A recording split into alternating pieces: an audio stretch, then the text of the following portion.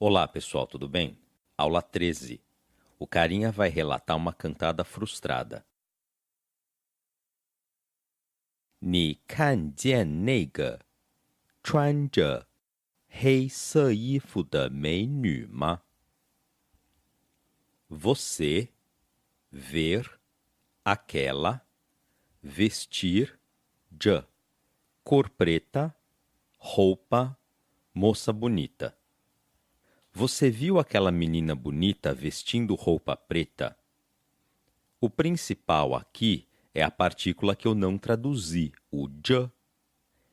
Ela aparece após verbos e expressa o estado em que algo ou alguém se encontra. Por exemplo, a menina aí da frase está vestindo uma roupa preta. Ela não está vestindo a roupa agora, já está vestida. Esse é o estado atual dela. Vamos ver alguns exemplos típicos em que aparece o de. Dormir deitado. 躺着睡觉躺着睡觉躺 é o verbo deitar. 躺着 é o estado, deitado. Deitado, dormir. Dormir deitado. 躺着睡觉 Outro exemplo. Ele lê livro sentado. 他坐着看书他坐着看书 Percebam que o verbo com o de, que indica o estado, fica sempre antes do verbo que representa a ação, dormir ou ler livro. 他坐着看书 Ela em pé dá aula. 他站着讲课他站着讲课 Não é difícil, até porque o conceito bate com o do português. Estar em pé, sentar, deitar, são verbos bem vocacionados para expressar estado. O de anexa ao verbo, cuja ação seria o pano de fundo, e o outro verbo é a ação principal. Mas dá para ir além. Por exemplo, ele lava o carro cantando. 他唱着歌洗车他唱着歌洗车 Ele, cantando, lava o carro. Aqui já são duas ações simultâneas, certo? Que poderíamos expressar de outro jeito que já aprendemos. 他一边唱歌一边洗车他一边唱歌一边洗车 Essas duas estruturas são sempre intercambiáveis? Não. Por exemplo, ele toma Coca-Cola e canta. 他一边唱歌一边喝可乐 Coca-Cola, 可口可乐 pode ser abreviada para 可乐. Nessa situação, o cara canta um pouco, toma um gole de coca, canta mais um pouco e assim vai. As duas ações são equivalentes, a pessoa as executa ao mesmo tempo, de forma intercalada. E usando a partícula de estado de, 他唱着歌喝可乐 Ele, cantando, toma Coca-Cola. Embora esteja gramaticalmente correto, tomar Coca-Cola enquanto se está cantando é uma situação bastante inusitada, o cara vai engasgar. Então, para usar a partícula de estado de para expressar duas ações executadas simultaneamente, tem que ser possível executá-las simultaneamente. Por exemplo, cantar tomando banho, dirigir fumando, fazer xixi escovando o dente. Já executar duas ações dessa maneira descontraída, você canta um pouquinho e toma um pouquinho. conversa um pouquinho e toma um pouquinho de cerveja. Aí a gente usa 一边. Vamos ver os caracteres. Primeiro a partícula de estado, 着. São dois componentes vazios. Um carneiro torto em cima de um olho. Agora o verbo vestir, 穿. 穿 significava abrir um buraco batendo. Embaixo tem um dente, 牙, que abriu uma cavidade. Esse componente significa buraco, cavidade. Ele representava uma caverna. É composto pelo telhado e pelo número 8. Agora o caractere de preto, 黑. Ele representava uma pessoa cuja face foi tatuada por ter cometido um crime. É um caractere pronto, mas a parte de cima parece o caractere de dentro, 里. Em cima de uma das representações de fogo, 火. Vamos ler. 你看见那个穿着黑色衣服的美女吗？你看见那个穿着黑色衣服的美女吗？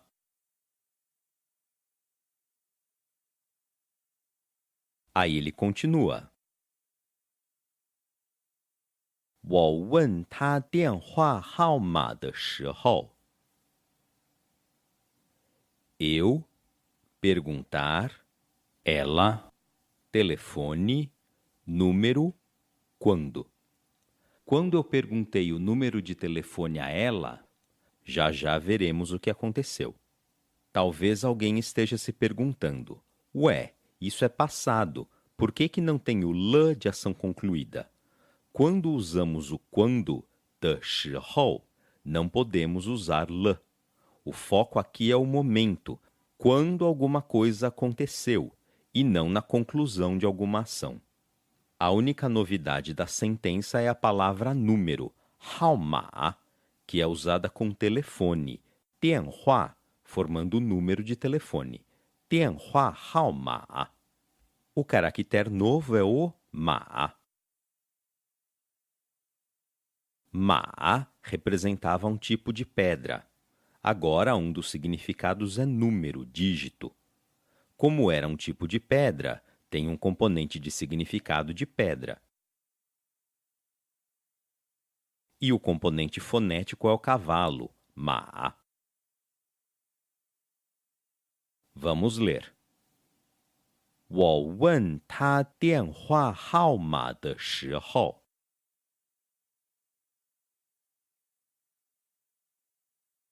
我问他电话号码的时候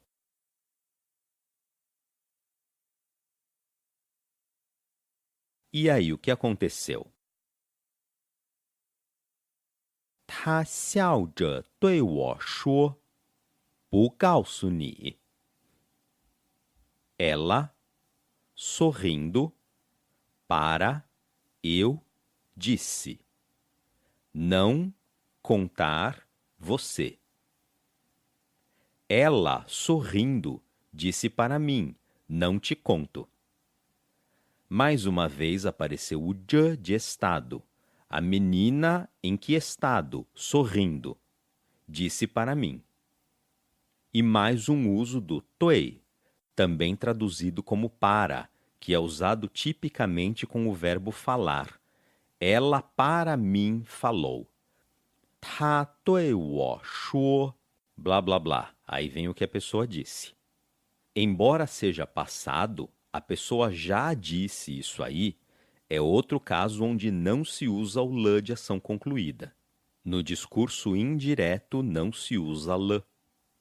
Depois tem 告诉, que é contar, no sentido de transmitir uma informação, contar alguma coisa, contar um segredo. Não é contar história e nem contar números. Nesses casos, usamos outros verbos. Vamos ver os caracteres. Primeiro, sorrir. Xiao. Em cima, um componente de significado de bambu. Sobre este componente fonético.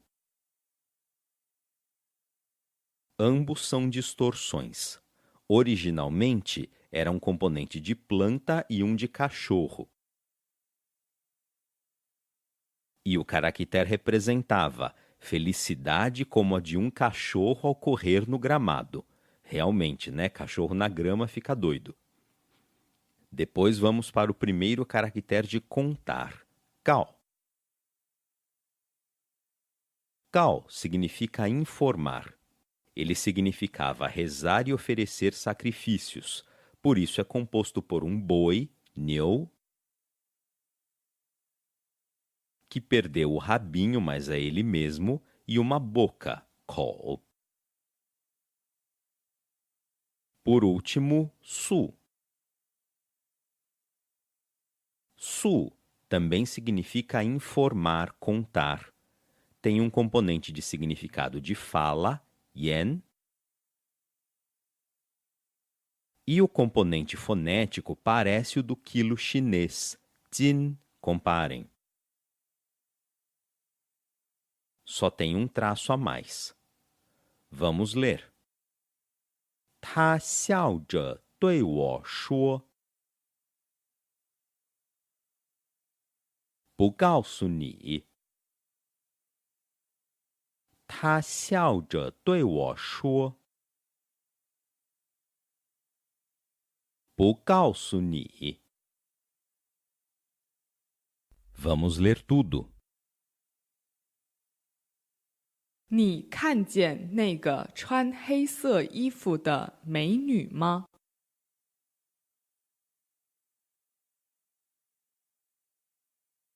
我问她电话号码的时候，她笑着对我说：“不告诉你。”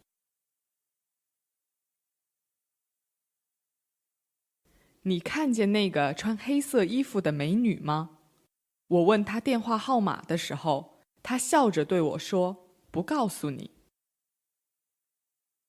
Aulinha tranquila. Fiquem com a lição de casa, um abraço e até a próxima.